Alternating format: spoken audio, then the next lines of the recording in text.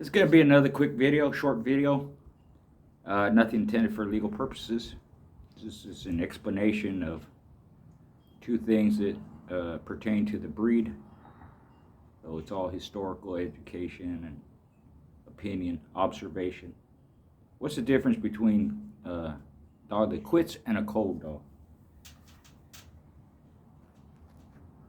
And there is a difference. For a dog to quit, it has to have started. Now, if you're not familiar with that term, starting means the dog has to willfully engage. I like to use the explanation that I like to see my dogs get mad. Now, some dogs don't, a lot of dogs vocalize their anger, or what you would call anger. Some people, they're vocalizing the joy of it. They're vocalizing the intent. They're vocalizing something they really love. They're vocalizing their want and determination. But I like to see the anger in my dogs until they show me that, which means they might engage, they might go through the motions, so to speak, kind of like the difference between light sparring and real fighting for a boxer, right?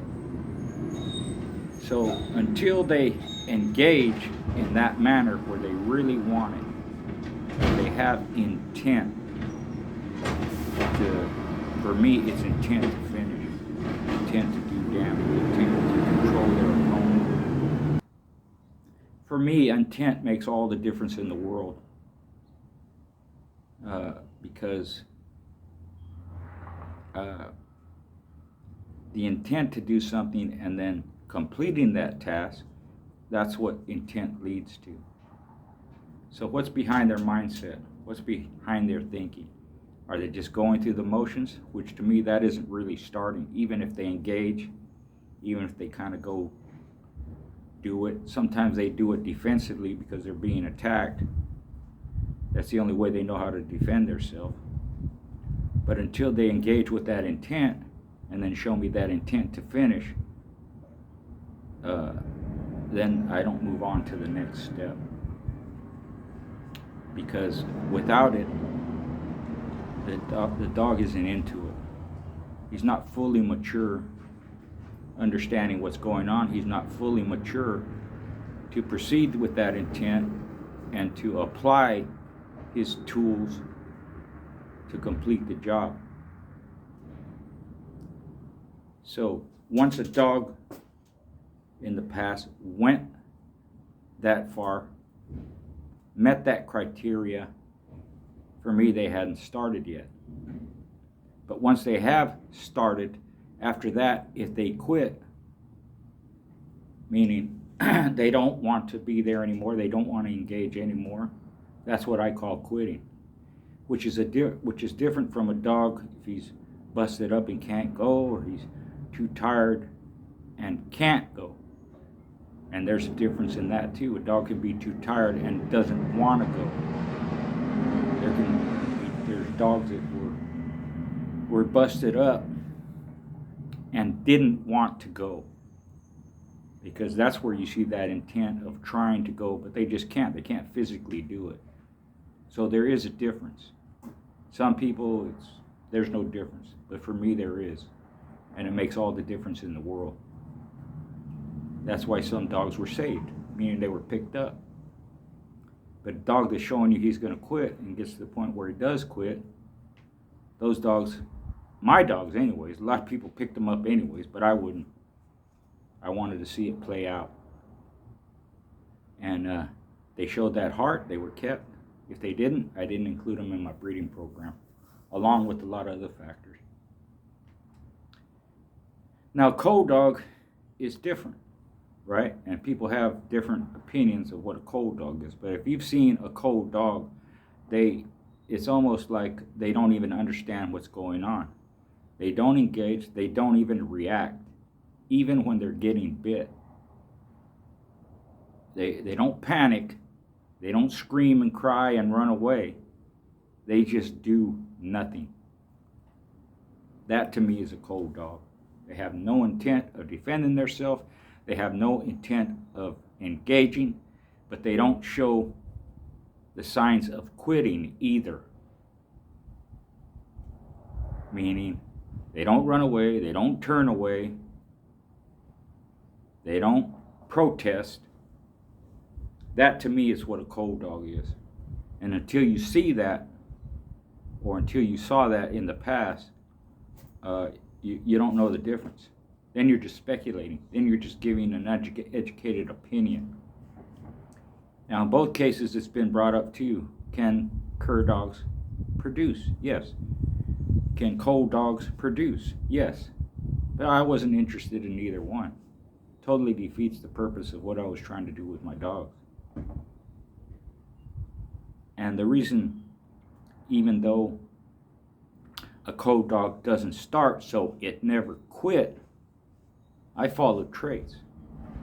So if I don't see the cold dog engage, if I don't see its temperament, behavior, athleticism, heart, gameness, style, what traits am I following?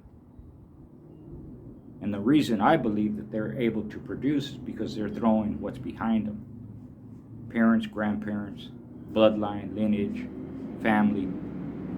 But there's that gap for me that I don't want to continue with. Because if we do follow traits and we understand that dogs can pass those traits on, then the cold trait is going to be something they pass on as well. And I didn't want that in my line. I saw it, I didn't use it, didn't keep it.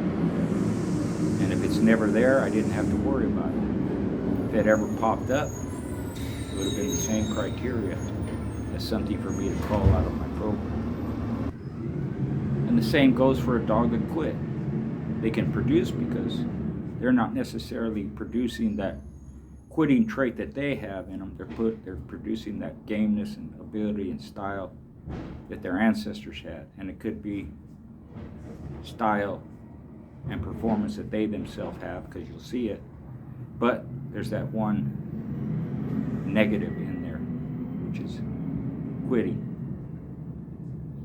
So again, I didn't want to keep that in my blood because they have a higher, there's a higher chance of them throwing that trait. So I tried to eliminate all the negatives. Now people will argue back and forth about it. I don't really argue about it because I don't care to make a case of why. I'll explain myself and I'll tell you why, and if people understand it, great. If they don't agree with me, that's great too. But what I mean, I don't argue about it, is there's no question about it what I would do with those types of dogs. I would not keep them in my breeding program. I don't want it. Not up for debate. There's always, well, what about this and what about that? Well, what about it? My answer to that is, when they say, what about dogs that quit that produce great dogs? Cold dogs that produce great dogs. My answer is, what about those game dogs that produce great dogs? And what about those cold dogs that weren't cold that produce game dogs? Those are the ones I wanted. Those are the ones I'm looking for. So there's a difference between the two. I hope I explained myself good enough. And it's something to think about. In today's world, it would be the same if you have a weight pulling dog that quits on the weight pull, or quits on the spring pull, or quits on the treadmill race, or quits on the hang time, or quits on the wall climb, right? And with anything, there comes a time when you don't just let the dog in those events push himself till it quits. You have to know when to stop.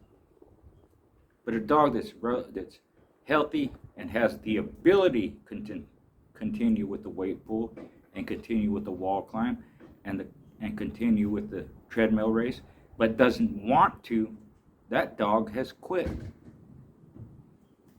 So it doesn't matter what species, what genre, what sport, what work. Quitting is quitting. But you have to know the difference. You have to know when you've made the mistake of pushing them too far for whatever reason. They're too young, they're too old, they're out of shape, they've hit the wall. you have to know when to back off. Because what you saw is a dog that's not willing to quit. But if you push them, it's not just that they might quit or they can't go or whatever it is. You could ruin the dog doing that. You could injure the dog doing that. And it was the same in our past when we had our dogs doing what they did. So it takes a lot of experience, but you can apply that criteria, that method in the past that we had to current day sporting events. You'll be like a hog dog if we go out there and he runs away from hogs. That could be a dangerous situation. You don't want that kind of individual. So this is a little bit of my view of dogs that quit and dogs that are cold. I didn't accept either one, and it improved my percentages. It improved the quality of my animals. And people who have agreed with me, and people who I've mentored, and people who thought the same way, it did the same for their dogs too, their family dogs. Especially when you don't have a whole bunch of dogs to pick and choose from. You're going to keep the best one. So those are two criteria that I kept out, so that what I had was quality individuals that didn't exhibit those two things. Once again, thanks for your support. Feel free to comment.